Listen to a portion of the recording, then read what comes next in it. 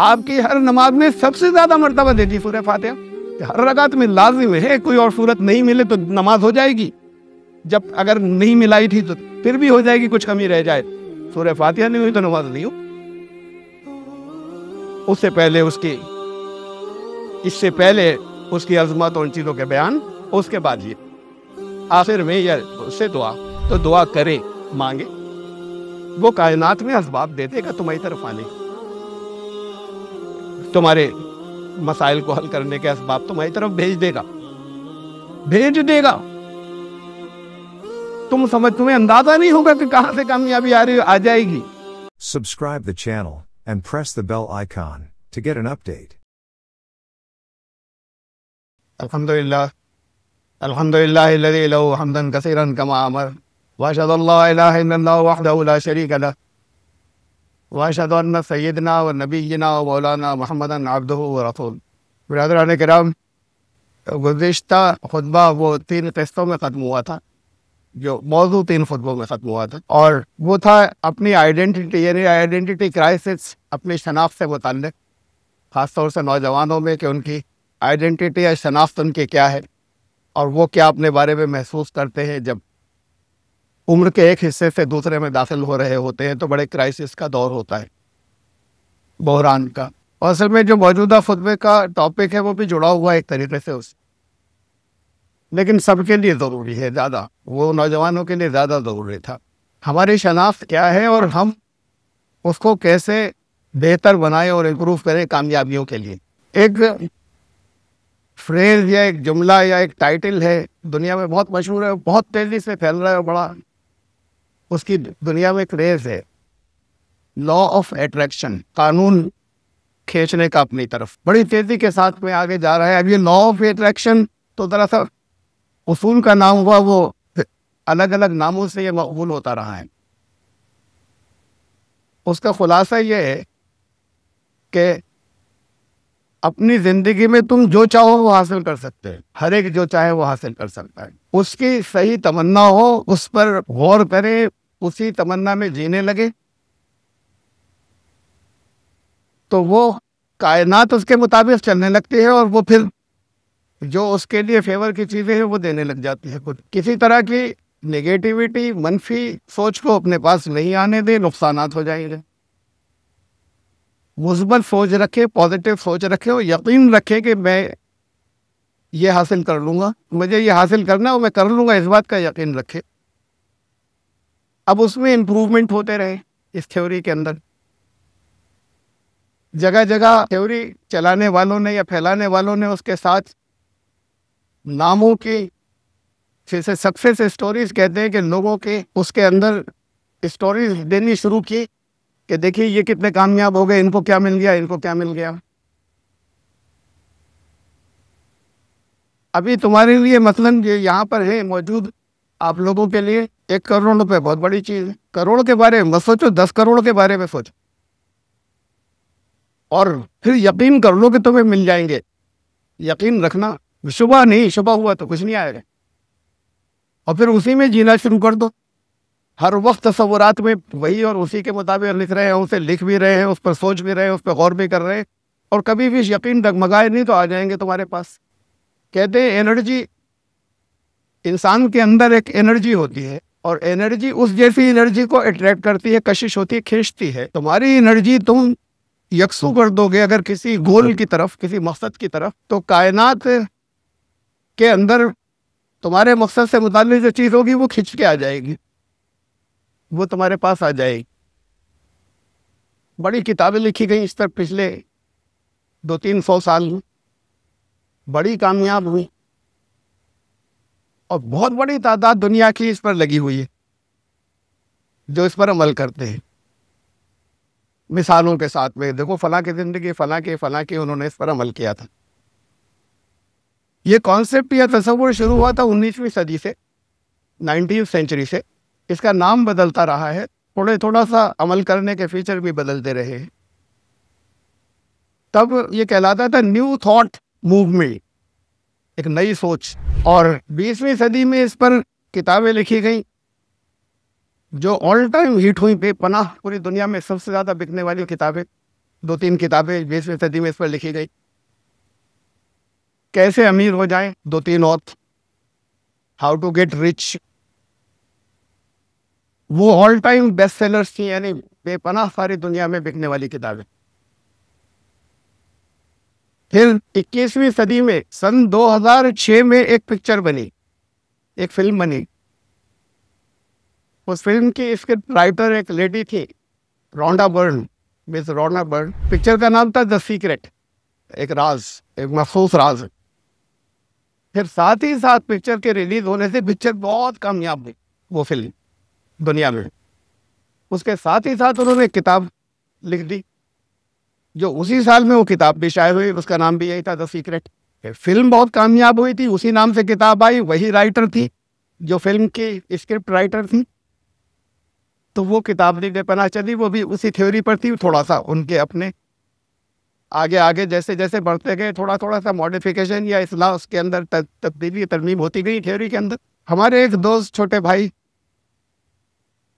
उन्होंने मुझे वो भेजी, तभी 2006 में ही वो किताब भेजी और वो लग गए उसके अंदर। मैं बताऊंगा आगे इसके बारे में कुछ। उसमें बहुत अहम, बहुत कीमती उसूल है, ऐसे नहीं है बोगस, वरना इतनी दुनिया नहीं लगती इसके ऊपर। लेकिन बहुत अहम, बहुत बोगस होते हुए भी एक थ्योरी जो दुनिया के कुछ सोचने वालों ने या फिलोसफर्स ने या दी, वो उसकी जितनी अहम बातें हैं जो वाकई कामयाबी के हैं, वो सब कुरान ने दी, और बाकी सब छोड़ देने के लायक वो फजूल है जो नाकामी की तरफ ले जाते, जितनी और साथ जितने की तरफ कुरान ने इशारा नहीं किया है। बहरहाल ये अब हम आ गए नई सदी के अंदर। मैंने पिछली दफा बताया था, ये नई नस्ल कहलाती है जेन ज़ी, ये एक नाम पड़ गया है। अब जो नई नस्ल है 2011, 12, 13 से जो शुरू हुई, जेन ज़ी ने टिकटॉक से इस टॉपिक को उठाया, वहां पे जैसे पेश किया गया, और वहां अब पूरी दुनिया में मिलियंस और उसके जो है वो व्यूवर्स होते चले गए, और नौजवान और लड़के लग गए कामयाब होने के लिए कि दुनिया में तरक्की हासिल कर लें, बहुत कम अरसे के अंदर से कुछ ले लें। द लकी गर्ल सिंड्रोम, ये जेन ज़ी यानी नई नस्ल के हिसाब से उसका नाम है, द लकी गर्ल सिंड्रोम। एक खुशकिस्मत, लकी तो खुशकिस्मत को कहते हैं, लड़की और उसके हालात, या यूँ कह लें कि सोच का अंदाज उसके मुताल्लिक नाम ऐसा रखा है, वही थ्योरी, थोड़े से मॉडिफिकेशंस के साथ। थोड़ी तब्दीलियां तो होती रही हैं लगातार, वो बहुत से लोग इसे पेश करते रहे। हमारे यहाँ मुसलमानों ने भी बाद में इस पर किताबें लिखी, चूँकि मकबूल दुनिया में बहुत थी, तो इससे किताब चलती है आगे। ये बुनियादी तौर पर इस सब का वहाँ से लेके जो न्यू थॉट प्रोसेस 19वीं सदी में चला था, और द लकी गर्ल सिंड्रोम तक, एक चीज़ मुश्तरक है जो उसमें आती है, जिसका नाम है द लॉ ऑफ अट्रैक्शन। कि एनर्जी जो है वो खींचती है कायनात में से अपनी ही जैसी चीज़ों को, अगर उस पर कंसंट्रेट किया जाए मुकम्मल, तो वो खींची चली आती है चीज़ें। मनफी सोच बिल्कुल नहीं आए, वरना नुकसानात शुरू हो जाएंगे। नेगेटिव सोच नहीं आए, जरा सी नहीं, आसपास भी नहीं आए। ये कुल मिलाकर जो एक हिस्ट्री मैंने मुख्तसर रखी है आपके सामने, चूँकि दुनिया में बहुत, नौजवानों में बहुत तेज़ी से फैल रही है, और बड़ों में भी, जिन्होंने इसको स्टडी किया है या पढ़ा है या देखा है, वो लग जाते हैं कि ये तो, और उनके साथ सामने बड़े बड़े दुनिया के बहुत बड़े बड़े नाम हैं कि ये सब इसी से कामयाब हुए। द सीक्रेट भी यही था कि आपको इन तमाम इतने दुनिया के इतने कामयाब लोगों, जैसे बिल गेट्स का नाम भी है और बड़े बड़े नाम है, कि इतने कामयाब लोगों का हम राज बता रहे हैं, सीक्रेट, इनकी कामयाबी का क्या था, और इन्होंने लोगों को नहीं बताया है। हम बता रहे हैं कि ये राज क्या है इन सब का, ये इस पर अमल करते थे, और ऐसे ही इतने बड़े हो गए। अब इतने बड़े बड़े लोगों का नाम आता है, और फिर साथ में हर एक के वो कहानियाँ आती हैं जो लिविंग पीपल, जो जिंदा हैं और जो खुद लिख रहे हैं कि हाँ हम कामयाब हो गए, या हमने ये कर लिया, या हमने ये पा लिया। तो वो लोग जो है वो बहते चले जाते हैं बहुत बड़ी तादाद के अंदर, चूँकि बहुत ज़्यादा ये चल रही है और फैल रही है, बढ़ती जा रही है। मुमकिन है आप लोगों में से बहुत के लिए बात नहीं है। अगर नहीं है तो फिर आप ज़रा सा बैकवर्ड है नई सोच के साथ में, या जो चीज़ें दुनिया में चलती हैं कामयाबी के नुस्खों के, उन चीज़ों से ज़रा सा अलग है। इस्लाम की रोशनी में मैं इसका जायज़ा लेना चाहता हूँ या रखना चाहता हूँ कुछ बातें। ये कामयाबी के नुस्खे, दुनिया की कामयाबी, दायरे वहाँ दुनिया की बात है सिर्फ, इससे आगे की नहीं है। ज़िंदगी तो आगे जा रही है। ये रखते हैं कॉस्मिक एनर्जी, और ये कायनात में जो कुव्वत या एनर्जी है उससे ताल्लुक़ पैदा करना और उसमें से चीज़ों को अपनी तरफ अट्रैक्ट कर लेना। ऐसे बैठ के सोचोगे कि 10 करोड़ रुपए, तो मजाक लगेगा कि पूरी ज़िंदगी गुजर जाए, हमारे लिए थोड़ी मुमकिन। ये कहते हैं कि नहीं, तुमने जितना, तुम उससे आगे की सोचो और वो भी आएगा, बशर्ते कि इस पर अमल करो। चाहे तुम्हें इतना नामुमकिन, लेकिन ये नामुमकिन शब्द लफ्ज़ हटा देना अपने दिमाग से, बिल्कुल दूर निकाल देना। ये आया तो फिर कुछ भी नहीं होगा। यानी मुकम्मल फेथ, मुकम्मल यकीन, मुकम्मल ईमान के साथ उसकी जो और तफसीलात है उस पर अमल करो। मैंने आपको मोटी मोटी सी बताई बुनियादी। इस्लाम इनमें से जो इनकी दरमियान की तफसीलात हैं, बहुत सी चीज़ें उनकी तायीद करता है। बल्कि इस्लाम ने दी 1400 साल पहले, ये तो अभी 19वीं सदी से शुरू हुआ और अब उसके अंदर तरमीमात और मॉडिफाई होकर यहाँ तक आया। पहले में वो सक्सेस स्टोरीज देते हैं ना, मैं अनसक्सेसफुल स्टोरीज में आपको कुछ बताऊँ जो नाकाम हुए। मैंने बताया था कि एक दोस्त हमारे या छोटे भाई की तरह थे, अब नहीं है दुनिया में। वो बेपनाह इसके अंदर लग गए। मुझे भी भेजा उन्होंने, इसलिए भी भेजा मैं तायद करूं, और वो इसलिए भी मुझे हर चीज़ भेजते थे जिसको मुफीद समझते थे, हर चीज़ मुझे भेज देते थे कि आप भी जरा से देखिए। उनकी नेक ख्वाहिशात की मैं भी और आगे बढ़ूं, और ख़ुद अमल शुरू कर देते थे। ऐसी बहुत चीज़ें अलग अलग फील्ड्स की उन्होंने मुझे मुख्तलिफ मौक़ों पर भेजी, तो उसमें से एक ये थी। ये इसके साथ बहुत सी चीज़ें थी ज़िंदगी की, इसके साथ वो अपनी ज़िंदगी के आखिर तक रहे इस थ्योरी के अंदर। एक गरीब फैमिली के थे, गरीब ही रहे, गरीब ही इंतकाल हुआ, उनको नहीं मिली, और उनको 100% यकीन था, 100% बेपनाह यकीन, कोई शक, ये बहुत अच्छे तरीके से मैं जानता हूँ कि कोई शक कहीं नहीं गुजरा था। और वो उसके लिए जो जो कोशिशें करते थे, कभी कभी मुझे भी मशवरा देते थे। फिर मैंने उन्हें समझाने की कोशिश कि देखो, ये जितने नाम आ रहे हैं बड़े बड़े दुनिया के लोगों के, इनकी हिस्ट्री पढ़ो, इनकी मेहनत से हुआ है जो कुछ हुआ है। लगन तो थी, अपने मकसद पे दिन रात एक तो थे, उस मकसद ही के बारे में सोचने वाले लोग थे ये। लेकिन इन्होंने जो पाया दिन रात की मेहनत से पाया कि उसके लिए वो काम किया उन्होंने, ऐसे ही नहीं हुआ। उनकी कामयाबियां ऐसे नहीं है। और फिर जिन्होंने किताब लिख दी वो तो करोड़पति हो गई। किताब लिखकर वो खुद इस पर कितना अमल करती थी नहीं करती थी कोई नहीं जानता उनके बारे में। उन्होंने अपनी कोई सक्सेस स्टोरी नहीं लिखी। वो तो बिलियनायर हो गई और करोड़पति से भी आगे हो गई जिन्होंने किताब लिखी। और अब दूसरे लोग जो है उसके ऊपर लगे हुए, वो कामयाबी उनके अपने दिमाग की थी, किसी इस थ्योरी की नहीं हुई, उनके अपने दिमाग की गई है।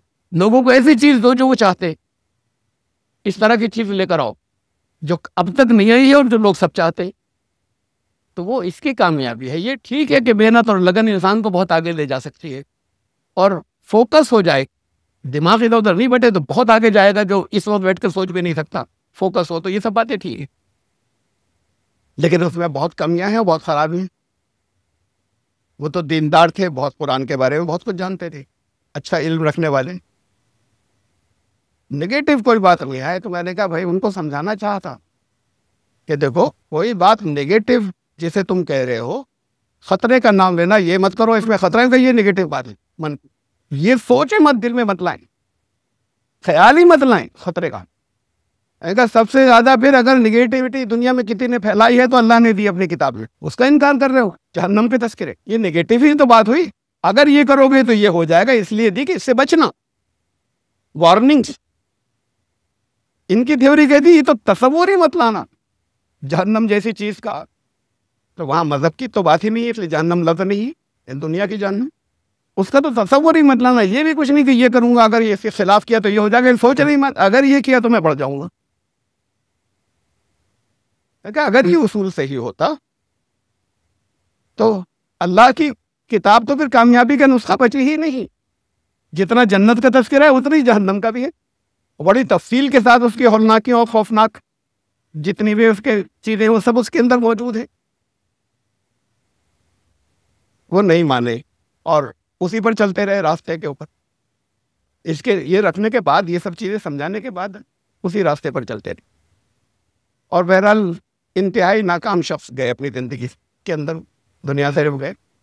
और जिस आखिरी बीमारी में थे जिसे मर्द मौत का, उस वक्त भी यकीन था उन्हें, पॉजिटिव सोच, मैं नहीं मर सकता, डॉक्टर चाहे जितना कहें मुझे तो ये बात, ये पॉजिटिव सोच थी एक, और उनको यकीन था कि इसके जरिए ही असल इलाज होगा, दवाएं तो ऐसी हैं।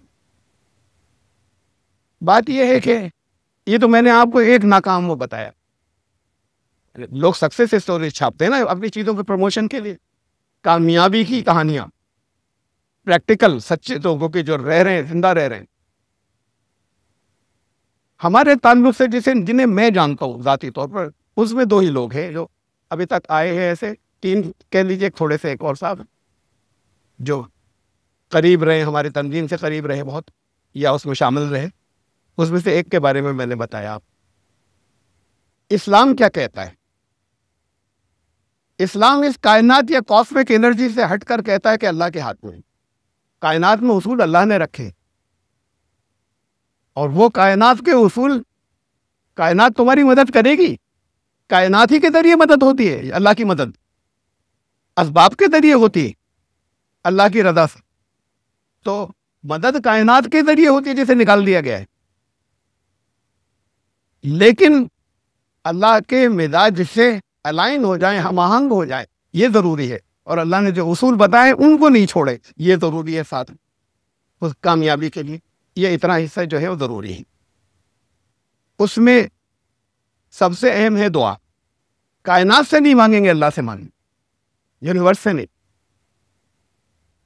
मकसद के लिए यकसू होना तो जरूरी है, लेकिन हमारा गोल मकसद ये दुनिया ही की कामयाबी नहीं होगा।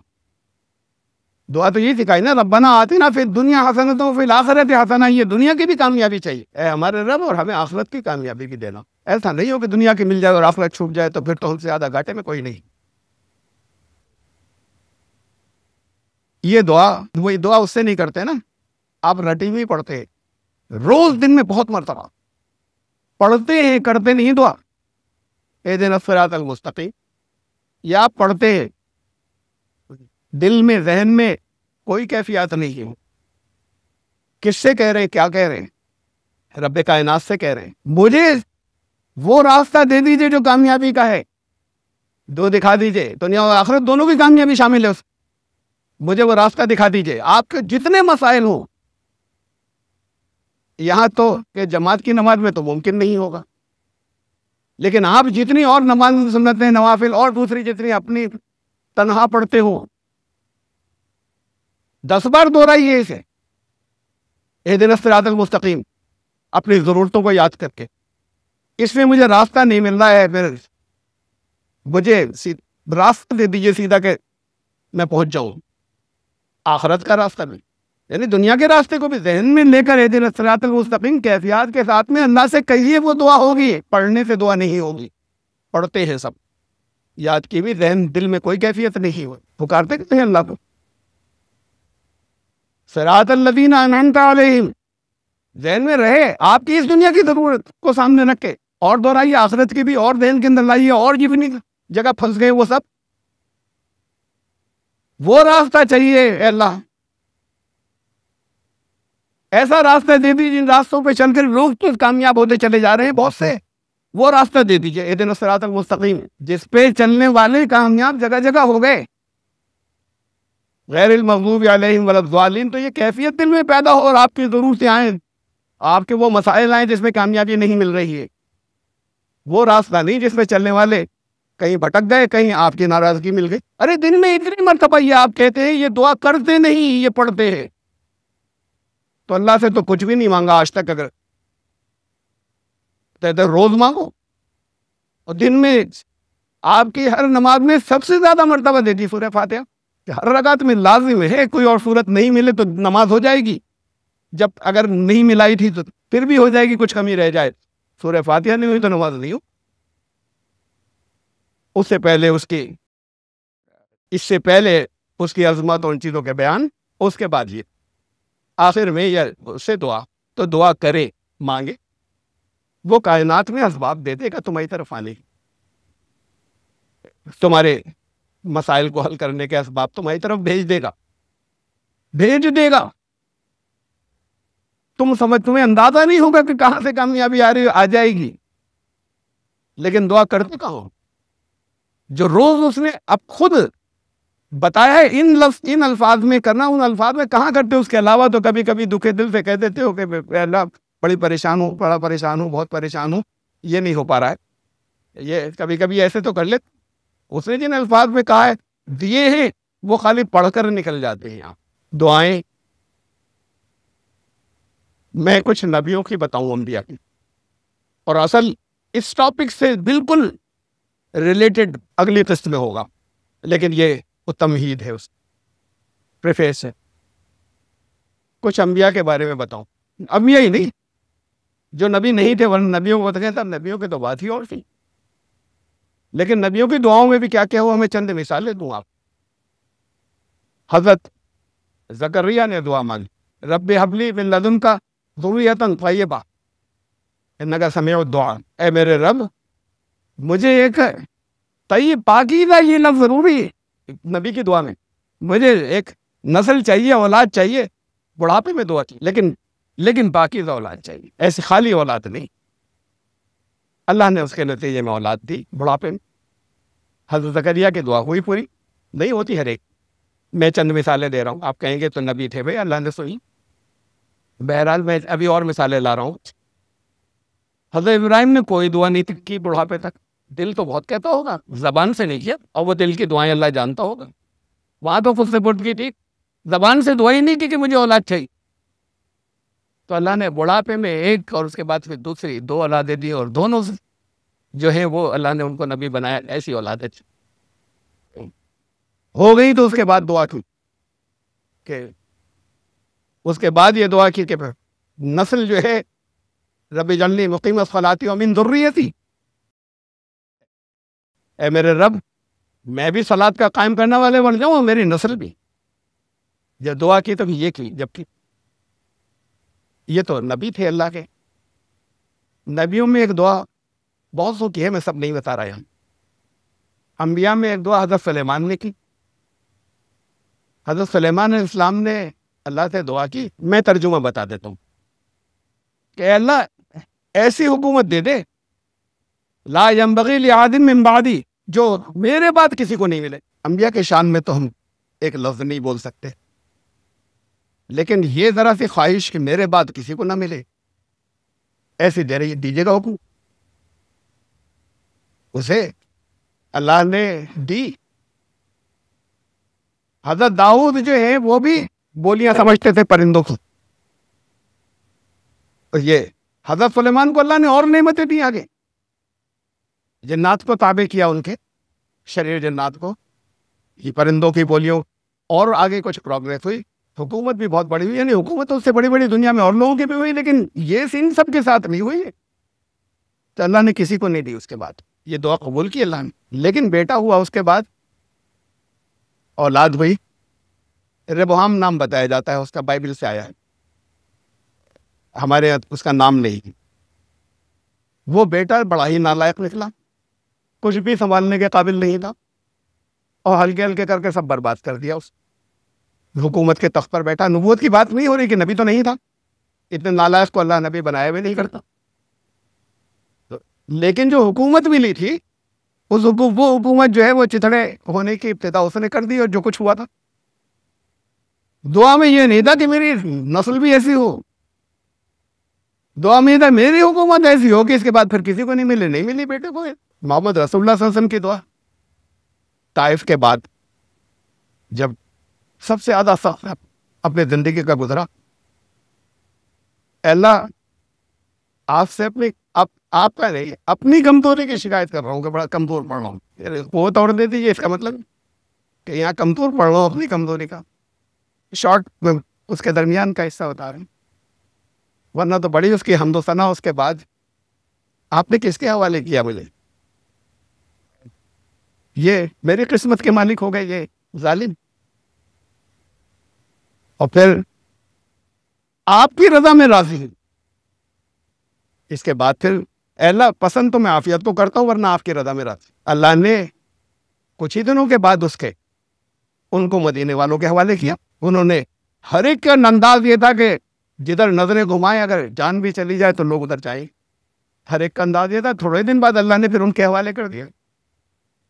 ये मोहम्मद रसूलुल्लाह सल्लल्लाहु अलैहि वसल्लम की एक दुआ थी। दुआएं सिर्फ नबियों की नहीं कह गई, तो अब नबियों की नवाओं का है।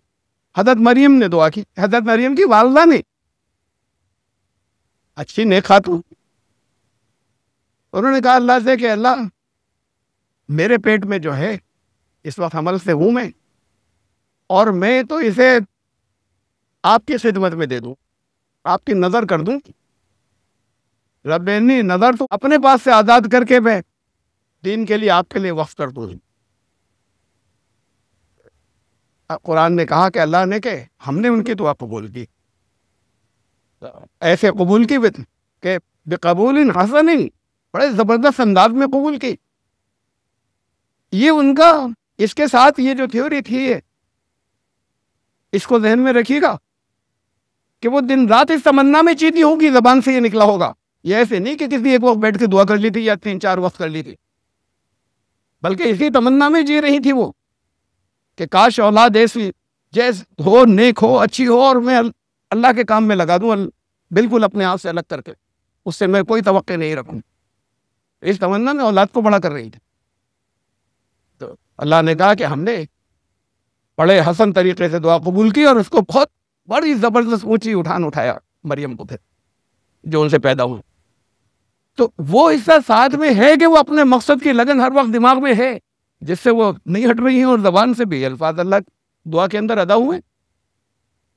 ऐसे गैर नबियों की और भी बहुत सी दुआएं हैं, वक्त ज़्यादा हो जाएगा मैं अगर सबकी मिसाल दूँ, और नबियों के की और दुआओं की भी मैं आपको मिसालें दूँ तो गैर अंबिया की भी है जिन्हें अल्लाह ने ऐसे कबूल किया कि उसका कुरान में जिक्र किया और बहुत तारीफ करके जिक्र किया।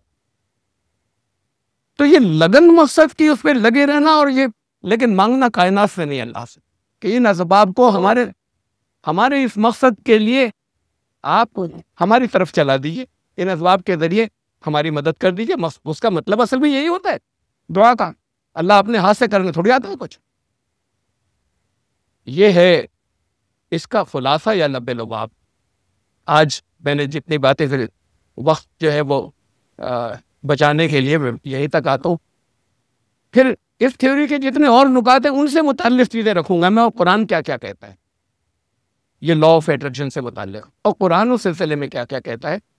तो ये टॉपिक असलन जो आएगा वो फिर इंशाअल्लाह ज़िंदगी रही तो आइंदा मरतबा में और आइंदा खुतबे के में। बारकल्लाहु लना व फ़ी कुरानिल अज़ीम, इन्नहु तआला जवादुल करीम मलिकुल